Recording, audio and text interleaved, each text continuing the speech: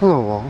What a beautiful day. Amazing. All that winter weather is now gone and we're back up into the high temperatures here in California, US.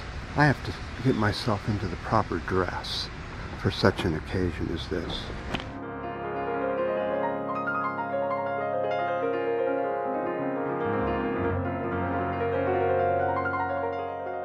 That's better. But we're not here to talk about the weather. Let's move down the trail. Alright guys, lots of people out today, so we're going to have to do this on the run. Let's talk about the World Climate Strike that's coming this Friday, May 24th, 2019. This is a worldwide strike, 110 countries. That's 1,351 climate strikes around the world, if they all happen. Will you be there? Just look up your city, climate strike, and it'll come up for you where and when, if you want to take part in that.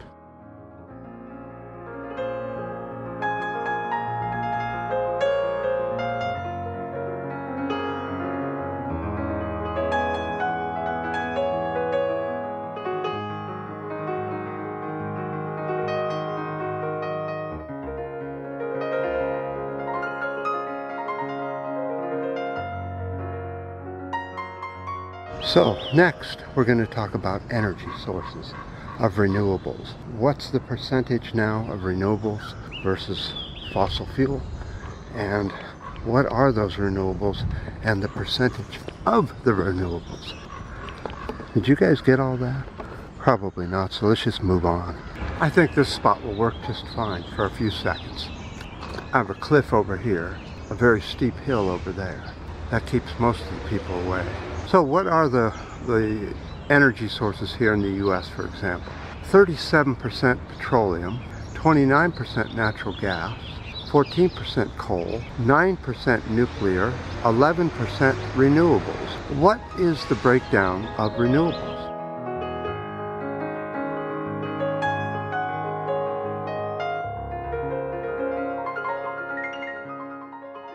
2% geothermal, 6% solar, 21% wind, 4% biomass, 21% biofuels, 19% wood.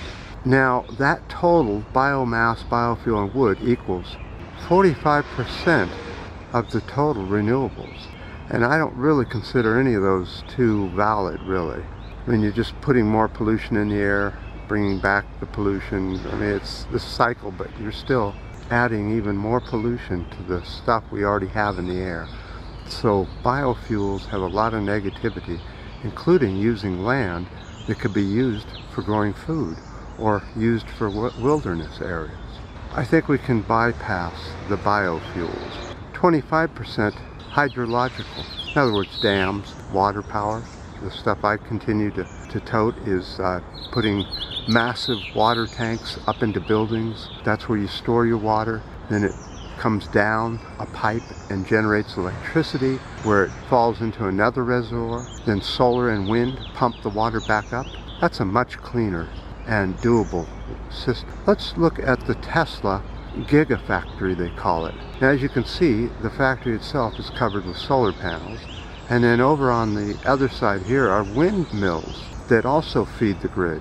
Now, Tesla, I think, is one of these companies that's trying to innovate a lot, both in putting people out of jobs and bringing everything up to as high a standard and quality as possible. I don't know. But this is an excellent idea as well. Make the factory dual purpose, and I'm getting bitten all over with mosquitoes.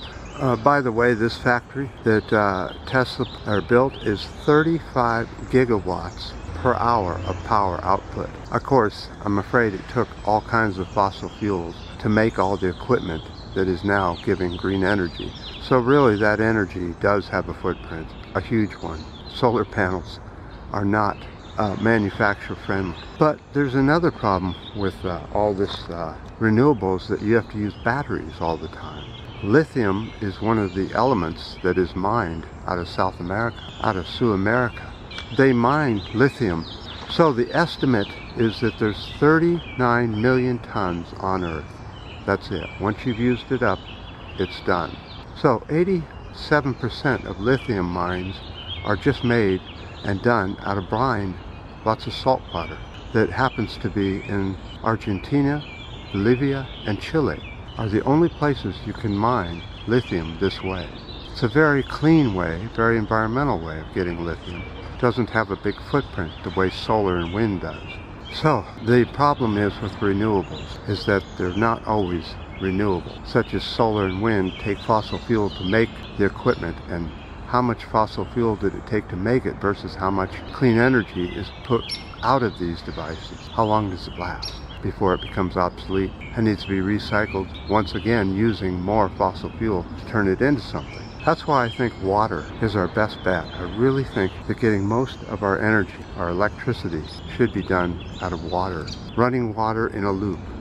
How much cleaner can you get? Wind and solar pumps the water up. The water comes down, generates electricity. It's not confusing, it's not polluting, except for the manufacturing of this equipment.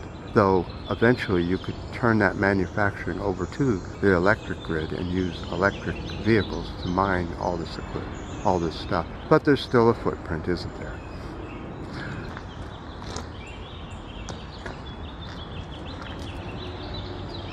I need to talk to you about something pretty important. Maybe we should go over that way. I think it's a little bit more private.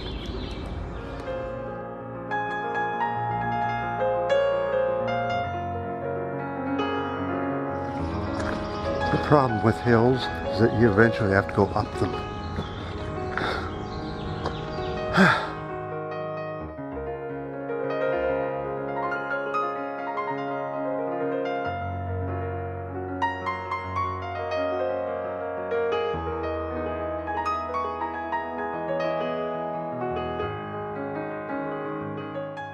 Well, too many mosquitoes to stop, so we'll just keep going here. And hopefully nobody's listening. Okay guys, we've got a real problem here in the US and the UK. The UK seems to be a little bit more on the ball about fixing their corruption, but here in the US, that isn't the case. Oh, I'm so tired. We have two complicit parties, the Democrats and the Republicans, are now involved in a crisis that this country's never seen before. We have a coup being taken place by Russia. I'm 100% sure of that now. And both the Republican Party and the Democrats are all kind of involved with this, I have a feeling. And that's why Nancy will not put impeachment on the table.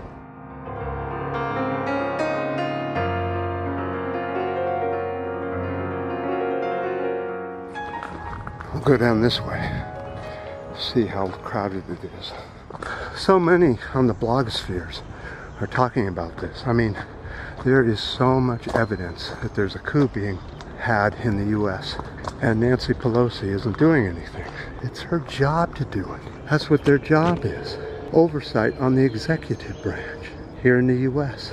Nancy dear, the pink asks you, please impeach as soon as you can and do a real investigation and not one of these 9/11 type investigations. For once it would be nice to see something that's actually told the truth about. They lied about John F. K. They lied about 9/11, and they're lying about this shit. And it's obvious that we have a constitutional crisis, not only in the US but the UK and many other parts of the world. We're all kind of coming apart. Lots of protest. Lots of change coming. Now you say change. I said yes, change. Every time in history when the environment changes drastically, a tsunami, an earthquake, a volcano goes off, gives you 2 or 3 years of really cold weather, nations change. Nations go to war. People die. People starve. That's where we're headed. And you can't prep yourself for it. You can prep yourself for maybe a month or 2 months, maybe a year's worth of dried food, but you're going to get real sick. So it's up to the people. They need to take back their country, especially the US and the UK. The world kind of relies on us to keep freedom going, or at least the smell of freedom. People, it's time to get up off of your ass. Yesterday was the protests here in the US about the ban on abortion. And let's be serious. How many females actually showed up? Not all that many, not nearly enough. It was nice, it was vocal, but it wasn't nearly enough. Today, it takes millions in the streets, multiple days, multiple years. You have to actually demand that leaders are held responsible. Though, I don't think that's going to happen here in the U.S. It's looking more and more ominous. Now, one more thing. Yesterday, the Orange Man had a rally, an H rally, I call him, Hitler rally. He said something that he was absolutely serious about. He was confronted about his constant lying and making it up as he goes. And he actually said that he actually keeps more promises than he makes. And the crowd roared. Because you know why they roared? Because it's a football game. No matter what your guy says, you roar, whether it makes sense or not. So that makes the followers of the Orange Man absolutely as insane and narcissistic as the Orange Man himself. God, that's like 48% of the U.S. Well, I certainly have enjoyed the comments. I wish I could comment back, but YouTube not only gets rid of my ability to see comments, but they also take away subscribers. That's been quite a battle. I thought by now I would have 1,000, but I think YouTube makes sure that I'll never reach that number because I might go live and tell them too much of the truth. And you know what people think of the truth.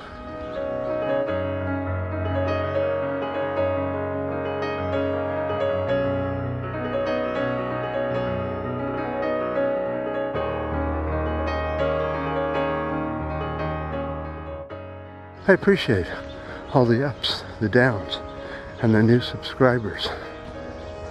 And until next time, every day it's getting worse, and today should be a doozy.